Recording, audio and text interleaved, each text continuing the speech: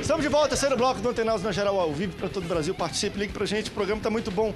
Eu vou dar uma parte aqui pro João, depois eu vou voltar sobre coisas que eu acho que nós identificamos que devem ser mudadas na igreja hoje, né? Eu falei sobre o espírito corporativista, mas antes disso, o Jonathan tem uma palavra que a gente tá falando anteriormente. Cara, porque assim, a gente precisa entender também que a gente está olhando a igreja, a gente está vendo ali a igreja visível, né? A gente está vendo todo mundo junto, né? Todo mundo na alegria, não sei o que lá. Mas a gente sabe que na ótica de Deus tem aquela igreja invisível, onde ele conhece os santos, onde ele conhece os que são seus, onde ele conhece aqueles caras que estão incorruptíveis, né? Não no sentido de não pecaram, mas que são os santos de Deus. E, é uma realidade que esse trigo, né, esse joio que está dentro, né, ali transitando junto com a gente, às vezes acaba sendo mais exposto e é mais visto do que os santos que têm uma fidelidade, têm uma fé no Cristo. Então às vezes as mazelas e as demandas de escândalo e de exageros que a gente vê, na verdade é uma super exposição dessa gente que não tem nenhum tipo de compromisso com Deus, mas são os caras que estão aí, estão na mídia, estão no rádio, estão fazendo não sei o que, estão fazendo não sei o que lá, porque a necessidade de encobrir quem com aquilo que ele faz é muito grande. Então ele acaba sendo conhecido pelo que ele faz e tem aquela capa de santo, mas na verdade a gente vai cavando um pouquinho mais fundo e as pessoas vão dizer que é uma culpa da mídia, nem sempre é. A mídia só ajuda a deixar mais claro que o cara é de fato, entendeu? E a gente vai percebendo isso. Só que pra quem tá ele é perseguição. Fora, quando é com ele é perseguição. Exatamente. Quando é que ele é perseguição. Exatamente. E aí pra quem tá de fora, olha lá, os evangélicos representados por aquele fulano de tal, que não sei o que, são isso. Quando na verdade a gente que tá dentro, sabe que na verdade ele não é um representante e que assim, da mesma forma que tem aquele ali, tem vários outros que estão passando pela mesma situação, e aí é que a gente vai entrar que o Bravo vai... E a questão o Bravo vai essa fechar a porta. É bom a gente tocar nisso mesmo e se posicionar para todo mundo que assiste, crente ou não crente, que está assistindo a TV hoje, que nós temos líderes sim, que representam talvez um posicionamento da igreja evangélica, mas é impossível uma pessoa representar os evangélicos os são igual aquele cara que ele representa, embora ele represente, enfim, posicionamentos nossos. É como se eu dissesse, eu votei naquele político porque eu achava que ele era bom e ele é corrupto. Eu sou corrupto porque eu botei ele para me representar. Não tem nada a ver uma coisa com a outra. A gente tem que saber separar isso. Só que é difícil de fato, né? Você pega quem se destaca, e foi muito bem falado também pelo Jonathan, que às vezes quem se destaca são pessoas que não necessariamente deveriam se destacar. Quando ele falou isso, me lembrei muito da passagem de Jesus, estava vendo o pessoal trazendo as ofertas, e os fariseus chamavam a atenção para si, para suas ofertas, homens ricos dando muito dinheiro, e aquela mulher que ninguém estava nem aí, foi a mulher que mais moveu o coração de Jesus. Falou, olha, essa aqui foi quem mais ofertou, porque ela deu tudo que ela tinha. Então, rola um pouquinho disso mesmo, né? Sim. Quem às vezes chama atenção não necessariamente é a imagem chama a atenção. E quem chama a atenção dentro da perspectiva de escândalo, na sua grande maioria, não representa de verdade o reino. É isso aí. Porque o reino de Deus no seu cotidiano, é movimentado por pessoas simples, que na sua grande maioria não aparecem, na sua grande maioria você não as vê, mas são elas que fazem a organização acontecer e o organismo permanecer saudável. Exemplo, aquela irmãzinha lá de oração, que talvez nunca ganhe a oportunidade no seu culto para falar, é ela que ora pela nossa vida, é ela que chega cedo e arruma o banco. Então ela está ajudando a organização e está ajudando o organismo. E essas pessoas que às vezes geram os escândalos, na sua grande maioria, elas só estão lá pensando nelas.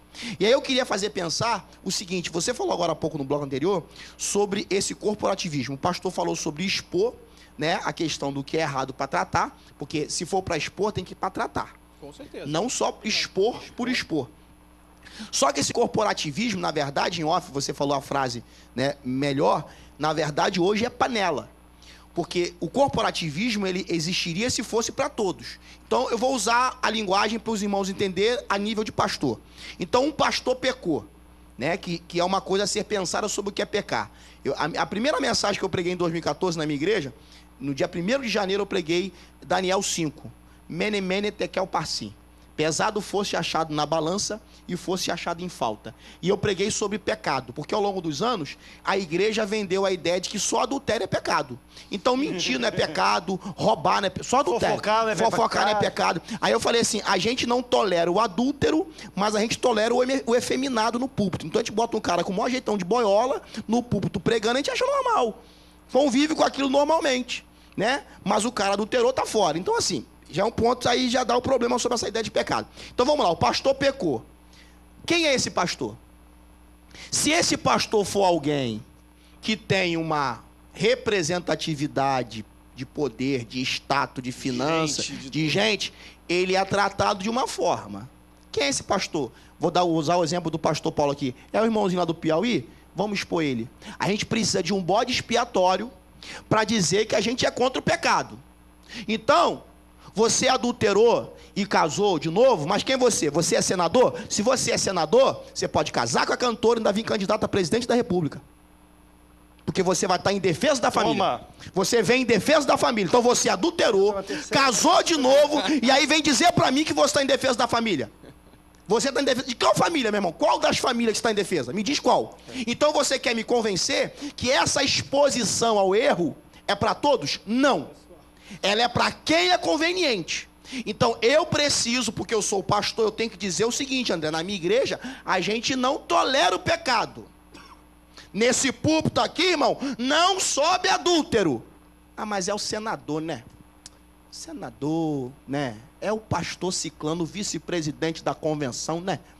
Então, mas não, que pecado tá fora. Aí foi o irmãozinho, então vamos expor isso aqui. Eu preciso, na verdade, é de um bode expiatório.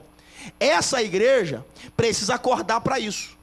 Porque se é para punir, meu irmão, é para punir todo mundo. E se é para passar a mão na cabeça, passa a mão na cabeça de todo mundo. E aí eu levanto, temos que punir todo mundo no sentido de corrigir. Porque também, eu sou da filosofia do tratar. Tá, não, eu também acho, mas assim, o meu medo é isso se tornar também uma briga de corda, que nem eu estou vendo agora no Congresso Nacional, que eu acho talvez uma das maiores podridões que eu já vi na minha vida, que é o seguinte, está na nossa cara, isso fica na nossa cara. Ah, corrupção na Petrobras, vamos fazer uma CPI para investigar. E aí, situação e oposição brigando, e a oposição, se fazer CPI, expor a gente tem um monte de coisa que vai expor vocês. Aí, então não expõe. Meu irmão, e a gente vendo, por que não expõe logo tudo de fato? Não, a gente tá vendo, tem que expor todo mundo. E aí vai abrir, mas enfim. Que na verdade é um bode expiatório. O Bartolomeu de Manaus, no Amazonas, pastor Bartolomeu, querido, paz do Senhor, pastor. Tudo bem? Senhor André, tudo tranquilo aí com vocês? Tudo bem, meu pastor, graças a Deus. Qual é a sua pergunta ou colocação, meu pastor? É só uma colocação mesmo, né? Quero parabenizar o programa, Antenado, sempre que posso, assim, eu vejo o programa, assisto o programa, né? E também queria, assim, contribuir para a formação de uma igreja saudável, né? Na verdade, eu penso que a igreja saudável é uma igreja que influencia a sociedade de maneira positiva, sem esquecer as palavras de Jesus, dizendo que nós somos luz e nós somos sal. Eu tenho, particularmente, assim, alguns questionamentos em relação ao crescimento da igreja no dia de hoje, não é? Eu penso que na medida que ela cresce, me parece que ela não influencia tanto. Por exemplo, se a gente resgata pessoas, né, elas vão se salvando, vão sendo restauradas, a ideia é que aquele ambiente no qual ela foi resgatada se torne melhor. E me parece que isso não tem acontecido. Até porque, assim, onde abundou o pecado, superabundou a graça. Perfeito, então pastor. eu penso que falta à igreja, na verdade, essa força de influenciar positivamente. Perfeito, meu pastor. Muito movimento, né, na verdade, na igreja, mas sem essa força de influenciar, de tornar um ambiente melhor, dentro de uma conscientização bíblica. Perfeito, então. Pastor, muito obrigado Você pela sua sabe o que o participação. Bartolomeu falou, pastor André? E ele levantou Ele falou o seguinte, que na verdade não é a igreja que influencia, é uma pessoa. O cara defende ele. O cara não defende a igreja. O cara não propõe falar da igreja de Cristo. Ele pretende falar dele próprio. Então, quando ele fala dele próprio, ele acaba não influenciando, porque esse cara vai ter erros, vai ter falhas. Se fosse a igreja de fato, de verdade, aí sim. Mas uma coisa que eu achei interessante também dele, dessa questão de estamos ganhando pessoas para Cristo ou estamos ganhando, aderindo pessoas. Porque uma coisa é verdade, está crescendo, tá, mas por que não está influenciando? Me leva a pensar que muita gente está entrando na igreja, mas quando elas estão na igreja, não estão sendo mudadas dentro da igreja. Embora estão dentro da igreja. Estão frequentando os cultos, estão vindo todo domingo, mas parece que elas não são transformadas. Se elas não forem transformadas, elas não conseguem transformar ninguém. Antigamente, quando eu era pequeno, tinha um hino que cantava assim: eu venho como estou, eu venho como estou. Eu era pequenininho, eu cantava sempre esse hino. Hoje quase não se canta mais. Porque Jesus me salvou, eu venho como estou. Mas parece que hoje mudou, eu venho como estou, permaneço como estou. Entendeu? Por quê? Porque quando a gente olha para a igreja do livro de Atos, ali a igreja, a igreja primitiva, a gente vê que eles perseveravam em oração. Hoje, praticamente, a igreja aboliu a oração. Não existe mais oração. Culto de oração, 15 minutos de oração, orando, e depois louvor, testemunho e tal, isso, aquilo, mini vigília, vai até meia-noite, cantando, canta, e fica ali 15 minutos orando. Então, só um exemplo. Então, perseveravam em oração, temor. Hoje não tem mais temor. Porque temor, na verdade, não é a igreja de uma forma geral. Temor é cada um de nós termos o temor do Senhor. Se não tiver temor, eu posso estar cantando, estar ali no meio do povo, até parece que eu estou em unidade, mas na verdade estou em uniformidade. Unidade não, porque não tenho temor. Comunhão. O que acontece? Eu convido todos os irmãos para ir lá para casa, para nós termos uma comunhão, falar da palavra de Deus, salmodial, até conversar mesmo coisas da igreja, relativa à igreja. Não, eu vou assistir um filme, aí fica todo mundo ali assistindo o filme, comendo pipoca, vendo alguma coisa, depois termina, pô, valeu, obrigado, sei lá. Ou seja, não tem comunhão. Então o que acontece? A igreja, e aí eu vou na igreja uma vez por semana, vou na igreja, sei lá, talvez trabalho a semana toda, só vou no domingo. O que acontece? Tiro lá meia hora lá para poder conversar, resolver o problema, esse negócio, depois só no outro domingo. Então, perdeu-se aquela comunhão, aquela interatividade, aquela proximidade. E com isso, o que aconteceu? A igreja ficou meio que superficial. As pessoas não se conhecem, estão dentro da casa do Senhor, não conhece o irmão que está ali, não conhece a irmã que está lá, não sabe o problema, não sabe da dificuldade. E a igreja primitiva, cada um conhecia os problemas dos seus membros e levavam a carga uns dos outros. Então, eu entendo que a gente está crescendo muito em quantidade, mas a qualidade, muitas vezes, acaba até ficando a desejar. Olha, a gente acha que vai para um rápido intervalo, que isso também é questionável, mas vai ser interessante. O pastor Bartolomeu, ele colocou um pouco a situação dele, ele é de Manaus, Amazonas. Eu sou amazonense e conheço muito bem. E eu entendo, às vezes, dentro da comunidade, talvez, que ele trabalha, ou da visão que ele vê que não existe muita influência. Claro que existem alguns números gerais, que ele fala de criminalidade, não sei o que aumentam com o crescimento dos evangélicos. Mas eu vou te falar, talvez uma percepção minha, André, não querendo contrapor, falando que um ou outro é errado.